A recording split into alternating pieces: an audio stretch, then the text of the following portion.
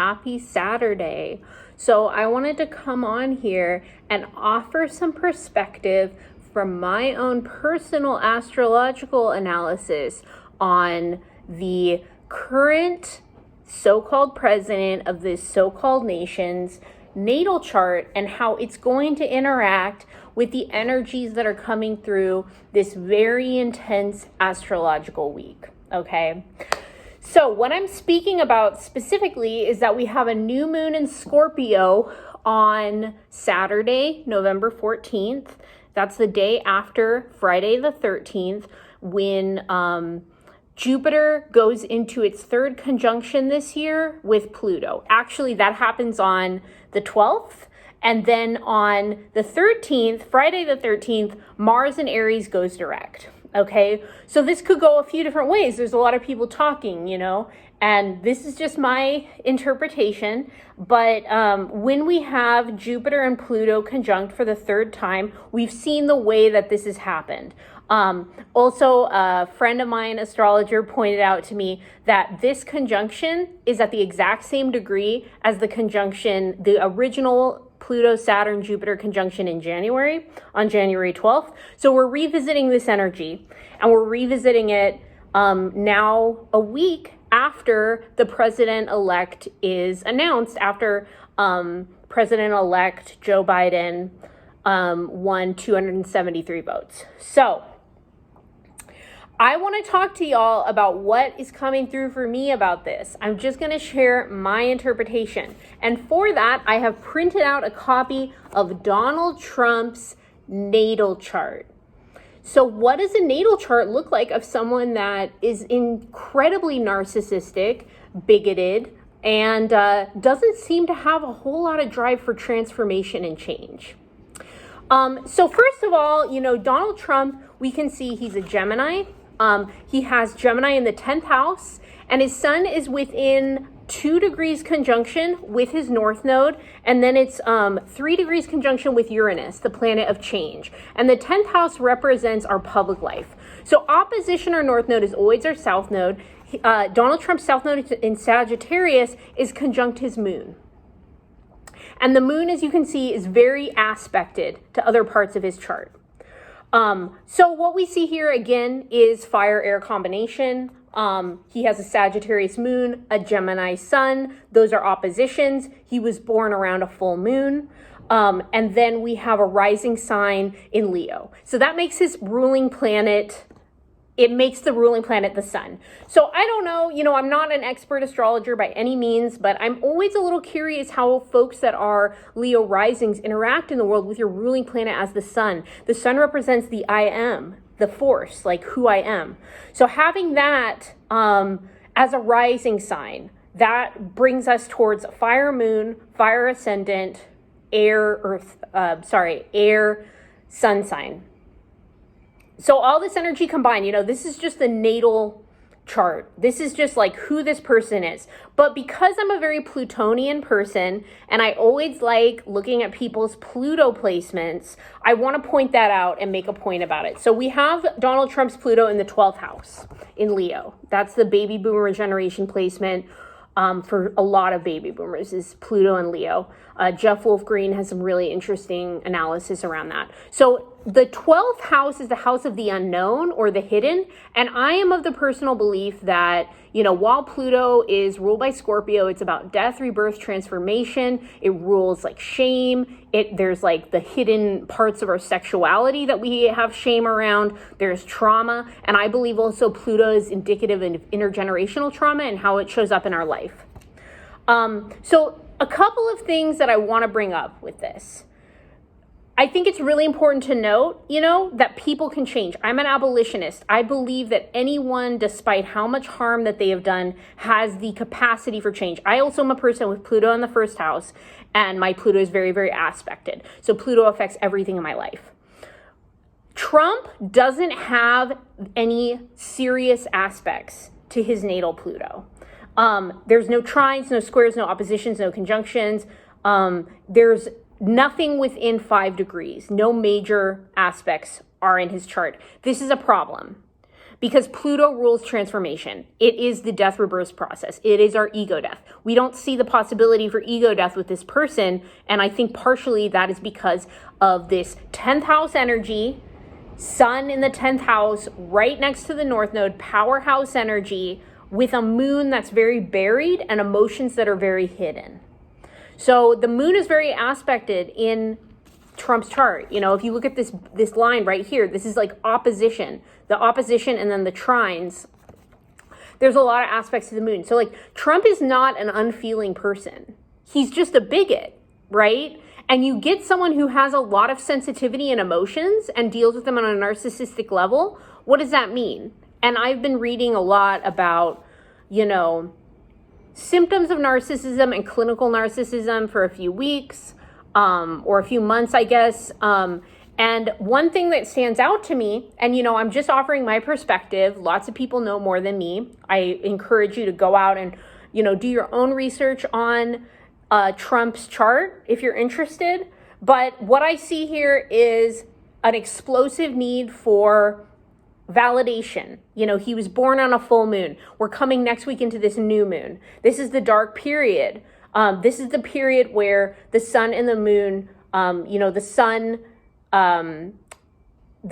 is completely lined up with the moon. So that's the opposite of what Donald Trump's natal placement is. On top of that, you know, with this North Node, in the 10th house, this need for power, this ability to get power, which we know is generational. It's not because of hard work by any stretch of the imagination. With Mars retrograde in Aries, this is especially affecting folks that have cardinal signs. But for Trump, what this is doing is his Aries is in the 8th house. So Mars has been transiting Trump's 8th house, which is ruled by Pluto. This is the house of death, rebirth, inheritance, sex, etc. Mars, the planet that is driven, like that has drive, has been transiting this house in Aries for about the last 6 months. And then next Friday the 13th, Mars goes direct. So what does that mean? Mars right now is within 1 degree of an opposition of Trump's natal Chiron in the 2nd house. So here's the thing about that. Trump has Jupiter conjunct Chiron in the 2nd house. What we see, I think, with this is that there's a deep trigger. There's like a deep trigger of like childhood neglect. You know, there's been a lot of researchers that have come out and said, like, you know, Trump was very neglected in childhood and that's why he is such a narcissist. Of course, like in the context of white supremacy, this is upheld by all these like bugaloo fucking boys and like Proud Boys and shit. Like we see similar, you know, attitudes there of like deep narcissism and bigotry as related to being white and white supremacy. So next Friday, you know, Trump is dealing with this Mars going direct opposition his Chiron. This is igniting a lot of childhood trauma for him, a lot of ways that he feels wounded and hurt. But what happens with someone this narcissistic and bigoted is triggered. Again, like having an unaspected Pluto, there isn't that pathway towards transformation in his chart. And I look at that also with the Aries Mars retrograde going direct, in that like what happens when you align a planet of aggression and agency against a placement, a planetary body that represents our deepest wounds and traumas. On top of that, today at 5 p.m. Pacific Standard Time, the moon is going to be conjunct Trump's Pluto. So I'm talking again about the fact that Pluto is the death, rebirth, transformation planet. Trump's is not very well aspected. The moon, you know, crosses Pluto once per month, but it's happening today at 5 p.m. So what does this all mean? I don't know. Trump also has a Mars in the 12th house close to the ascendant. I also have that placement. It's really bad for repressed anger. It's really bad for explosive anger. It's something that like us with that placement have to work on. I don't think that this extremely corrupt human, so-called human, is working on that. So we have Jupiter and Pluto in a conjunction on Thursday, and then we have Mars direct on Friday, and then on Saturday we have the new moon in Scorpio. I would say we have to stay home, but let's see what the cards have to say. Be careful, form circles of support. I really want to get some guidance here. I'm going to burn a little bit of this rosemary and see what two cards want to come through with all of this considered.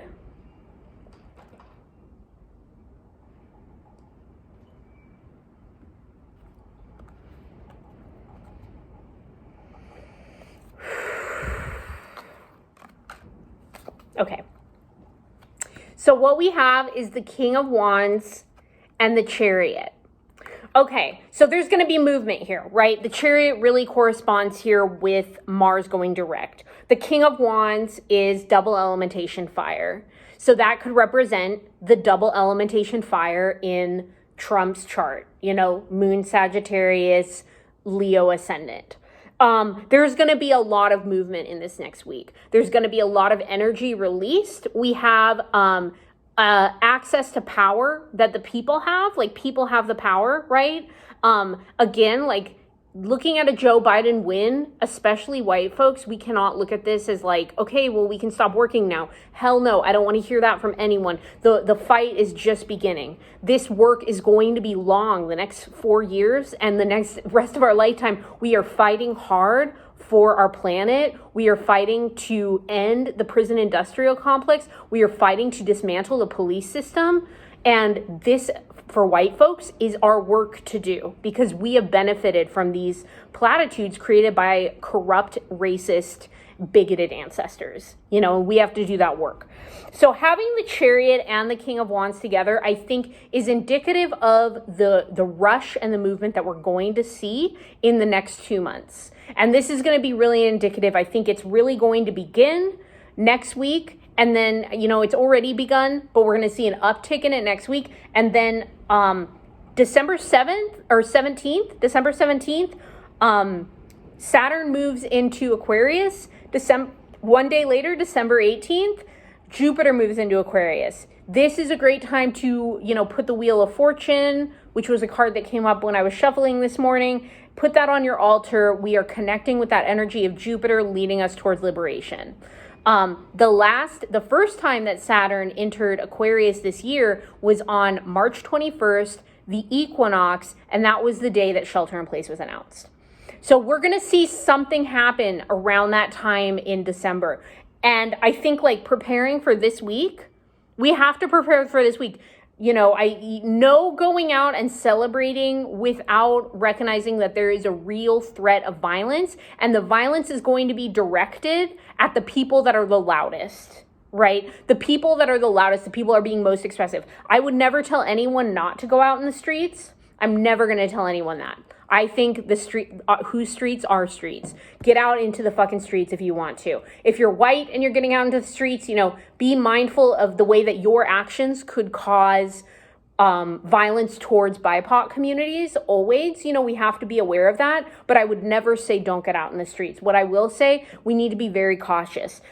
This energy is very potentially explosive. We've got, Chariot, of course, is water. It's emotionally driven. There are people out there who are very emotionally driven. They think that them not being able to use slurs publicly with as much acceptance, although I would argue it's still accepted. There are people that are like, this is oppression. Me not being able to be openly, extremely racist and misogynistic and transphobic. That energy is the Chariot right now. Our opposers, the people that are most at threat of violence and domestic terrorism, which are the Proud Boys and the Bugaloo Boys, or whatever the fuck they call themselves, that is this energy. It's very emotionally driven, and it's very much driven with fire. But we can counteract that when we use our protection magic. We have to understand we're dealing with very uncertain times. So I know that I'm going to get cut off because I'm almost at 15 minutes, but I just wanted to share some of my observations. Again, do your own research. You don't need to listen to me. This is just like what's coming through for me, and I wanted to share it with y'all. But take care, and I love all of you. Bye.